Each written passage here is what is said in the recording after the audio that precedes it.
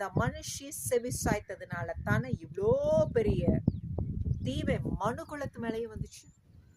சரி, இந்த வருஷப்போ ஆதாம நோட்டமிட்டு இருக்காதுன்னு நீங்க நினைக்கிறீங்களா? நிச்சயமா நோட்டமிட்டு இருக்கும். எப்படின்னு கேக்குறீங்களா? இவன் பாக்குறான் யார் மூலமாக இந்த காரியத்தை செய்யலாம்னு சொல்லி.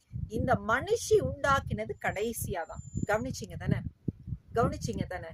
ஆனா இந்த ஆதாமோ கர்த்தர் தாம் உண்டு பண்ணின எல்லா விதமான ஜீவன்களுக்கும், காட்டு மிருகங்கள், நாட்டு மிருகங்கள், பறவைகள் என யாவற்றுக்கும் இதோ பெயர் வைக்கிறது கூட கொண்டு வந்து கொடுக்குறாரு. இதோ ஆதாம் என்னென்ன பெயரிட்டானோ அதுதான் இன்னைக்கு வரைக்கும் நம்ம யூஸ் பண்ணிட்டு இருக்கோம். அப்போ அந்த ஆதாமுடைய கான்சென்ட்ரேஷன் ரொம்ப அழகா, பெத்தெடுத்த பிள்ளை பெத்த தாயை மட்டும் பாக்குறது போல ஆதாமுடைய கண்களும் அவருடைய இருதயமும் யாரை மட்டும்